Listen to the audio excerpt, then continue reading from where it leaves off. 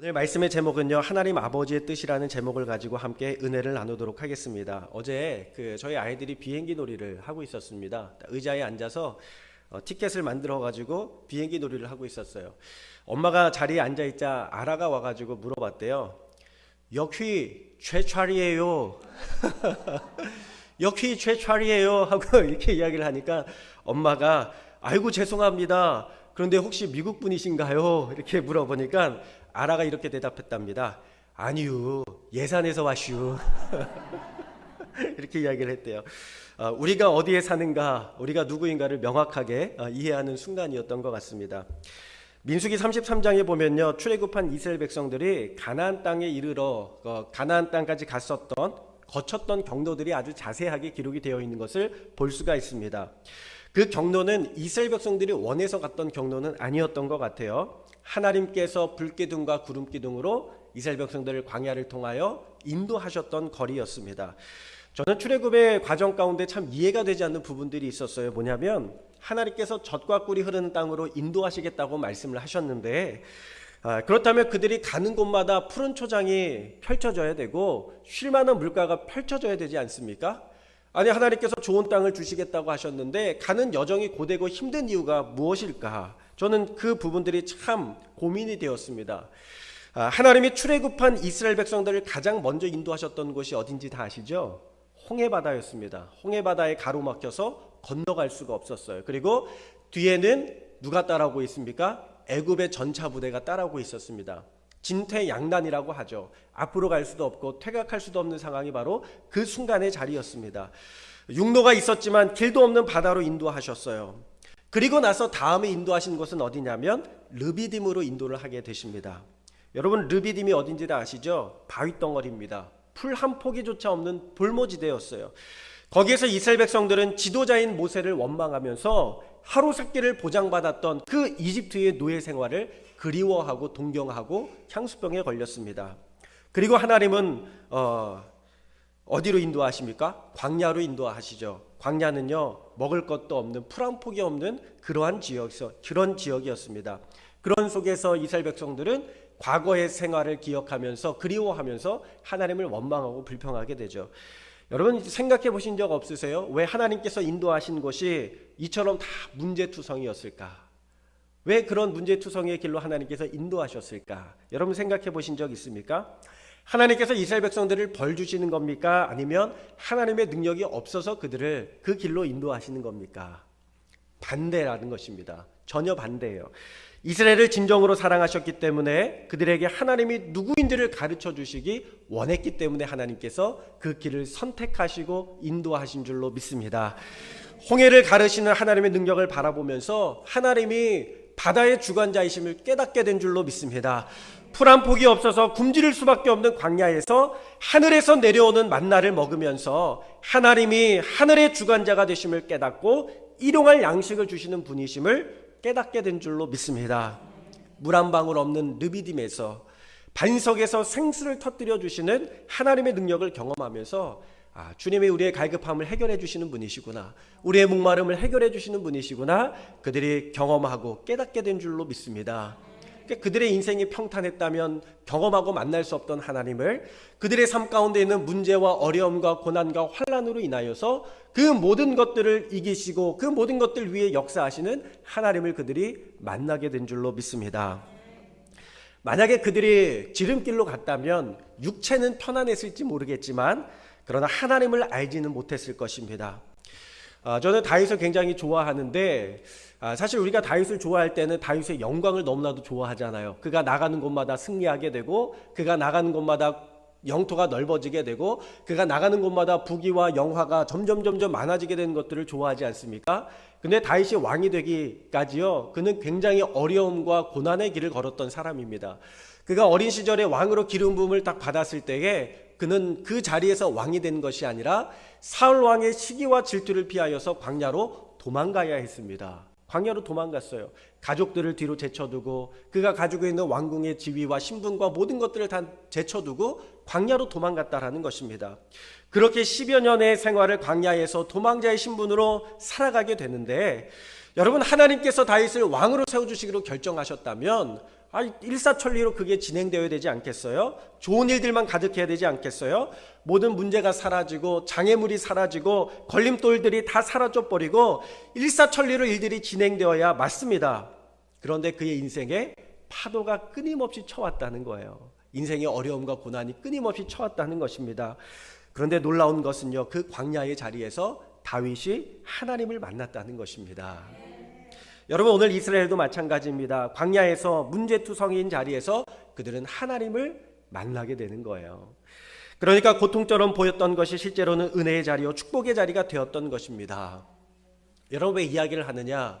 오늘 말씀에 보면은 물고기 2마리와 떡 5개로 5,000명을 배불리 먹이신 예수님께서 기도하기 위하여 산으로 혼자 가셨습니다. 그리고 나서 제자들은 배를 타고 바다를 건너가고 있었어요. 그런데요, 이 경로는 제자들이 원해서 선택한 경로가 아니었습니다. 주님께서 명령하신 경로였어요. 마태복음 14장 22절 말씀에 보면 주님께서는 제자들로 하여금 먼저 배를 타고 그 바다를 건너가게 하셨습니다. 바다를 건너가라고 명령을 하셨어요. 그 제자들이 예수님의 말씀대로 배를 타고 그 바다를 주님께서 말씀하신 경로를 따라서 건너가고 있었던 상황이었습니다. 근데 여러분, 주님께서 명령하신 길이라면 그 길이 평탄해야 되잖아요. 파도가 치지 않고 잔잔하고 고요하고 이 바다가 유리처럼 투명해야지 되지 않습니까? 그런데 그렇지 않아요. 오늘 말씀해 보니까 전혀 예상치 못한 일이 벌어지게 되는데 바람이 불게 되고요, 파도가 치게 되었다는 것입니다. 오늘 18절의 말씀을 다 같이 함께 읽어보도록 하겠습니다. 우리 18절의 말씀 시작. 큰 바람이 불어 파도가 일어나더라. 아멘. 여기서 말하는 큰 바람이라는 것은 단순한 바람이 아니라 영어로 게일을 이야기합니다. 게일, 태풍과 같은 돌풍을 이야기하는 거예요. 그러니까 이 돌풍이 불어올 때 큰 나무들이 막 수백 그루씩 쓰러져 내려가는 그런 강력한 바람을 이야기하는 것입니다. 그래서 이 바람은요, 나무들이 쓰러질 정도의 바람이고 초속 20m 정도의 강력한 바람이고 5에서 7m의 파도가 일어나는 그러한 바람이 바로 오늘 말씀에 나온 큰 바람이라는 것입니다.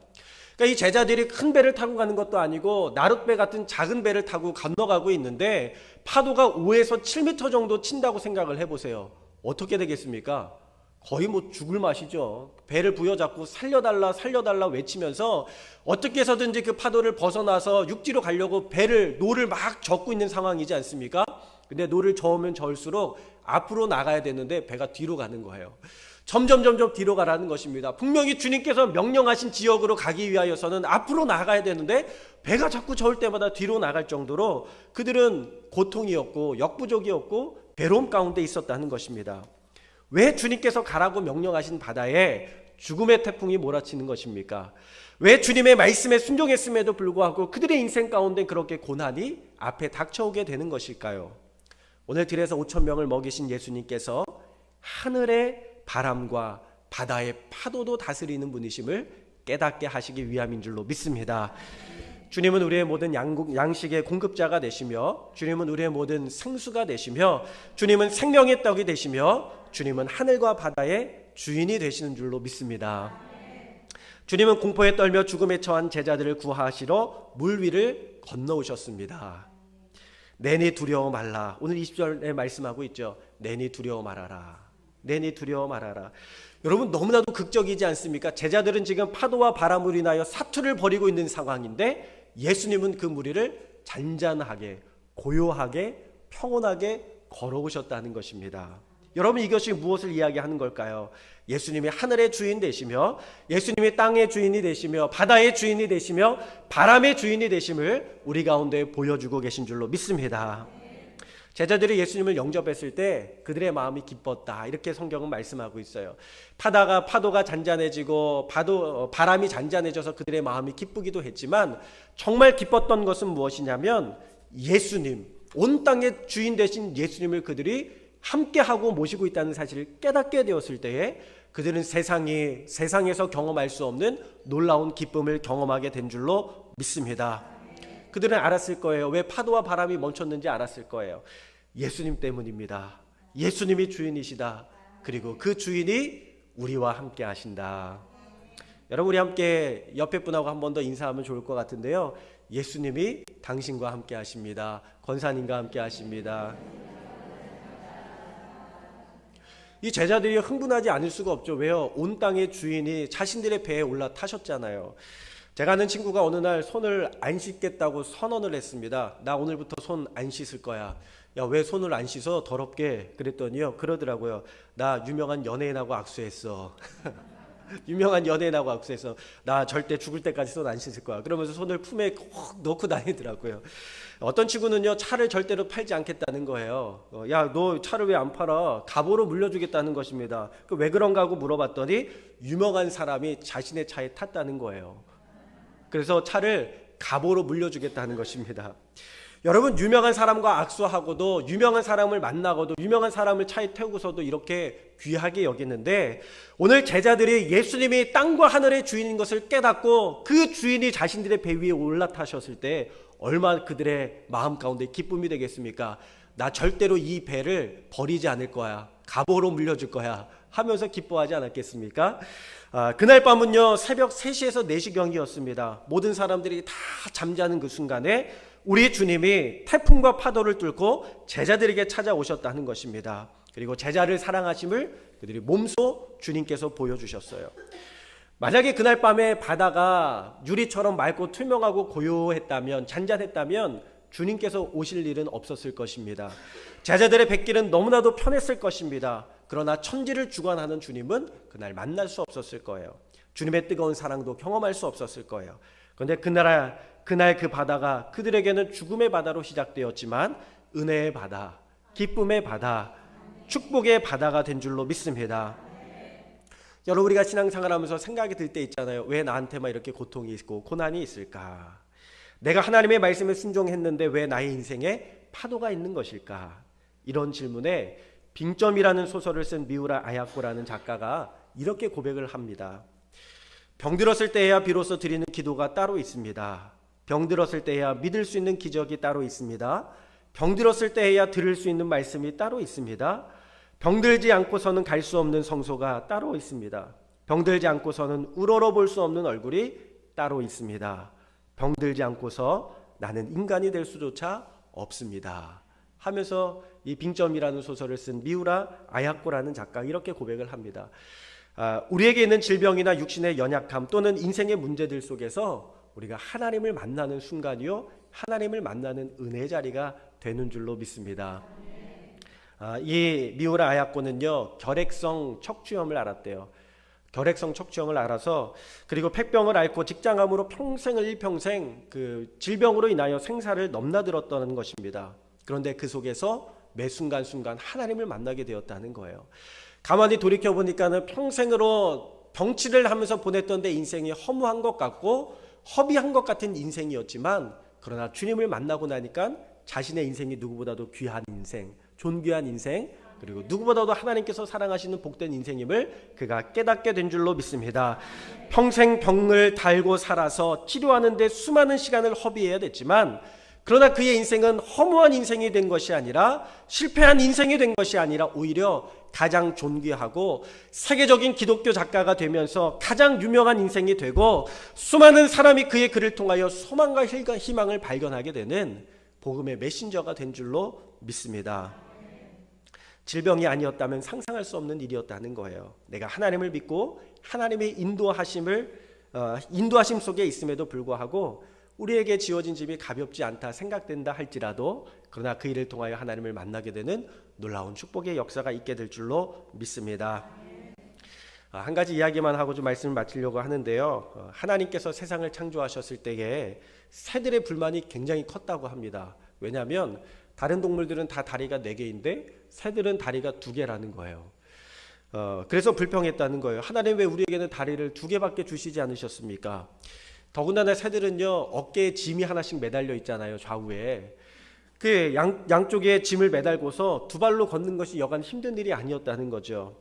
그들 중에 생각이 깊은 새가 있었는데 바로 독수리였습니다. 이 독수리가 생각하기를, 하나님께서 나에게 이렇게 짐을 매달아 놓으신 것은 분명한 뜻이 있을 거야, 이렇게 생각을 하고서는 그 짐을 이리저리 움직여 보았다는 것이죠. 근데 놀라운 일이 벌어졌습니다. 위아래로 펄럭거리는 순간에 바람이 일고 먼지가 일어나기 시작했어요. 몇 날, 며칠, 몇 달을 연습을 해보았더니 놀랍게도 몸이 붕 떠오르는 것이었습니다. 그렇게 독수리는 포기하지 않았고 결국 하늘 높이 오르는 새로운 차원을 경험하게 되었다는 것입니다. 여러분, 우리 인생 가운데 있는 날개라는 것은 더 이상 짐이 아니라 자신을 높이 비상하게 해주는 하나님의 은총이요 선물인 줄로 믿으시기를 주님의 이름으로 축원합니다. 어쩌면 여러분이 달고 있는 어깨에 무거운 짐이 누군가에게는 질병이 될 수도 있고, 누군가에게는 상처와 아픔일 수도 있고요, 누군가에게는 실패와 좌절일 수도 있습니다. 그리고 누군가에게는 환경의 문제일 수 있습니다. 그러나 살아계신 하나님을 온전히 만날 수 있는 놀라운 시간이 될 수 있다는 것을 여러분 기억하시고, 그 순간에 더 하나님을 찾으시고 더 생명이신 예수님을 찾으시고 부르짖을 수 있는 저와 여러분 될 수 있기를 주님의 이름으로 축원합니다. 그럼 주님께서 말씀하실 거예요. 파도와 바람을 가르시고 여러분의 삶의 자리에 찾아오셔서 내니 두려워 말아라. 내니 두려워 말아라. 오늘 저와 여러분의 삶 가운데에 주님께서 말씀해 주시고 모든 파도와 바도를 잔잔케 하시고 생명을 건져 주실 줄로 믿습니다.